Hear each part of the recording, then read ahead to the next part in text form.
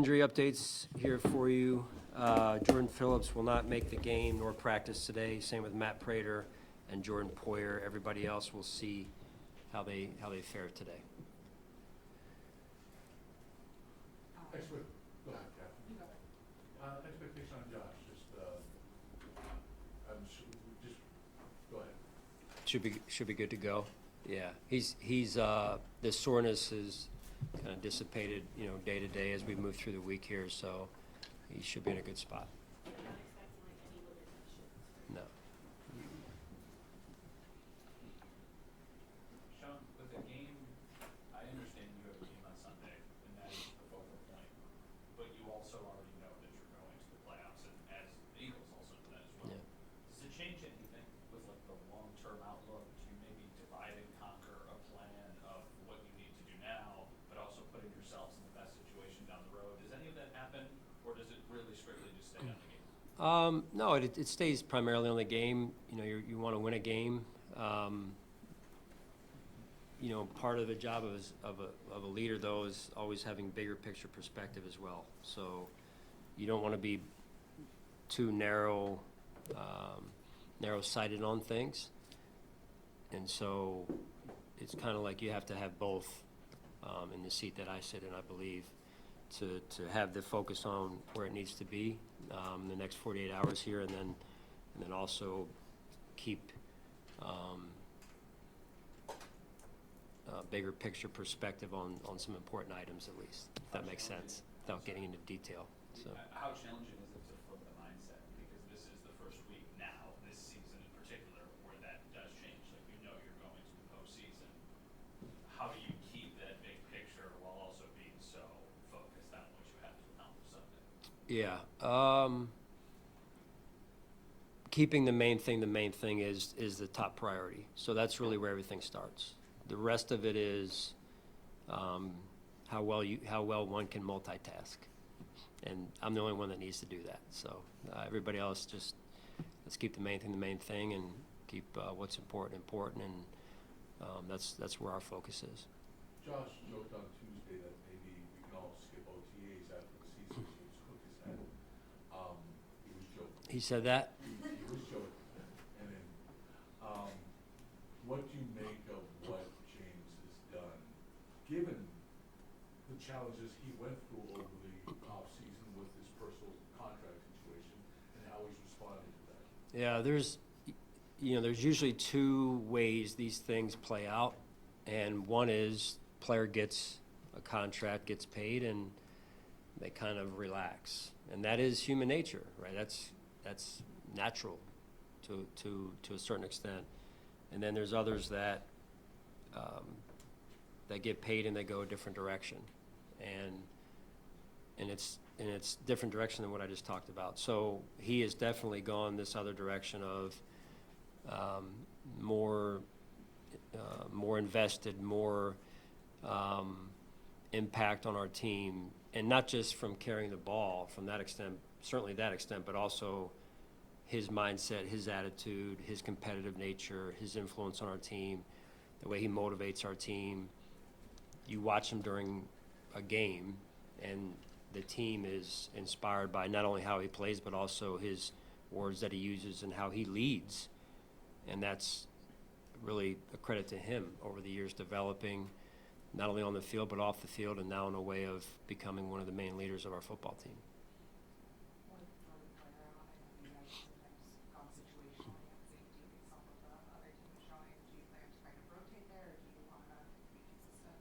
Yeah, we're still looking through that. I mean, we've got, different safeties who have been playing back there, kind of mixing in other positions, and, some players that have been with us through the year, and some new players, and taking a look at all of them here.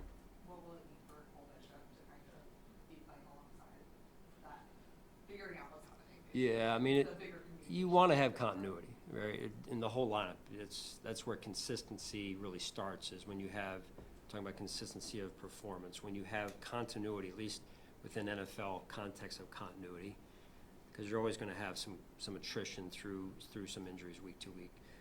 I think just consistency overall gets affected performance-wise when you don't have the continuity that you'd like to have, And so, we've been fighting that all year, and it'll be no different this week. So Cole's used to it, quite honestly. He's, played alongside of T-Rap, played alongside of DeMar, played alongside of Jordan. Who's next, right? So I applaud him in the way he's handled that and how he's moved and developed through it. I know Daquan Jones has been dealing with a calf injury for a while now. Did he have some kind of setback to where he was at DNP? A little bit, I would say. Just coming out of that game a little bit after the game, and just still dealing with it. It's either where it was or slightly worse, maybe. So we're just trying to figure that piece out right now. Sean, Josh said in Cleveland that you guys are in playoff mode.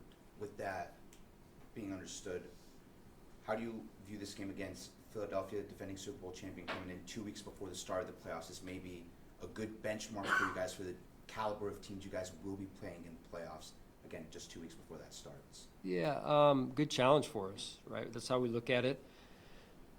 I don't know beyond that is, I don't think we make one game bigger than another. It's really about how well we play and how well we compete, and it's something we're looking forward to. They're certainly at the top and world champs, so they got a really strong roster, as has been talked about for years now, and so we'll have our hands full, but looking forward to and fully confident in our guys as well, and looking forward to the challenge. In the same sense, in the same vein, how much are you looking forward to seeing how the ongoing issue, the inconsistency with the run defense, and how it responds to in a game where you've got Jalen and Saquon Barkley and that type of aspect? Yeah, and that's part of the challenge that they bring to the table. Both of those guys carry the football. They do it well. Saquon's kind of one in the way he's, changed the running back position because of his level of play and the things that he's able to do. Jalen has won a Super Bowl and, has had his hand in both the run and the pass game, obviously, for them. So it'll be a challenge for our defense, and but I'm looking forward to watching our defense perform and move forward as a defense and improving each week as we go down the stretch here. That's the goal. Just to follow up on that, you mentioned on Wednesday how the rushing numbers don't necessarily reflect what they can do. What do you see out of that in the run game? Well, if you look at it, their personnel is really almost exactly the same as it was last year when they won a Super Bowl, and you saw what they were doing this past week when they played Washington and got the run game going, and Saquon was doing things that only Saquon can do. So I'm sure that they feel like that's a big goal of theirs, is to get that run game going again as well, and so that's not something that we're going to ignore. I can promise you that. So, but when you do that, you've got to also contend with the receivers and the tight end group that they have, and like I said before, a very, very talented group. What is the balance between continuity with who you brought out there as the 5 wide receivers versus mixing and matching to try and figure out who the plans? Yeah, like I mentioned earlier when we were talking about some of the defensive pieces and things, you want to have continuity. And again, through the natural week-to-week injury things that every team faces, continuity gives you a form this time of year and structure and just knowing each other, right? So in this defensively, or in this case offensively, in the pass game, that's important for us. And so we're very aware of that, heightened awareness of that, especially down the stretch. So, we continue to, that's what we want, and where we're at are right now two different things. That's just being real with you here. So, but we're trying to find that in order to get it to here. It's just, it's taken longer than we would have liked at this point. But I remain confident in the guys in that room, in the wide receiver room that you're referring to, and I'm looking forward to them coming out, playing with a chip on their shoulder, and getting us into a groove here. Coach, how has Darnell Savage's acclimation process gone the last few weeks? Yeah, he's done a real good job. He really has. A good addition to our team in terms of his personality, in terms of his demeanor.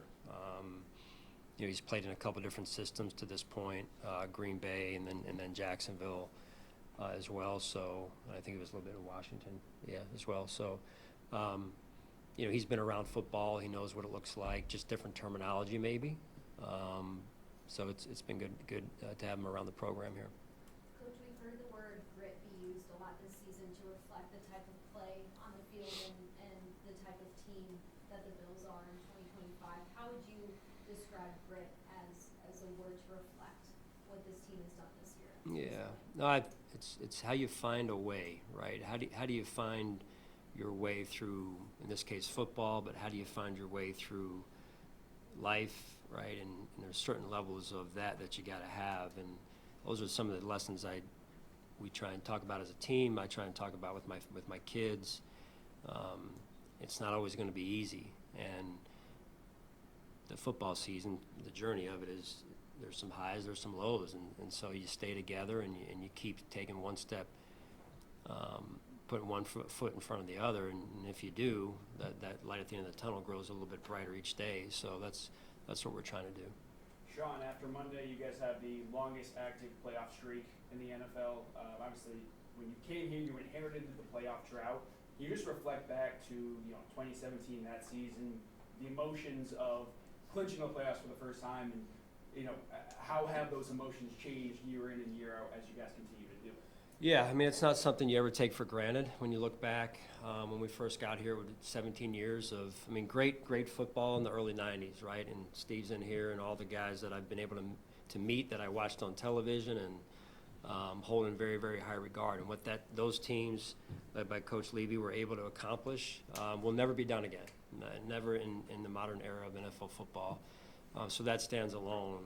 And then go 17 years of what it was and now what it is, and that's taken a lot of work from a lot of people, and not just on the football side, the business side, the community relations side.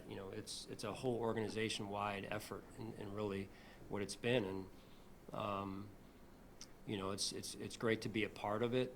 There's been a journey even with that, right? And some real special times, and then some times that have gotten hard, but we've found a way, going back to Maddie's question, and I do believe that comes with really what Buffalo is all about. Right? The people of Buffalo, the community of Buffalo, their team, the way I feel about it is the team needs to personify what the community is all about, and I think that's a great pairing here for what we've been able to do and how, most importantly, we've been able to do it. Good? Thank you guys. Have a good day.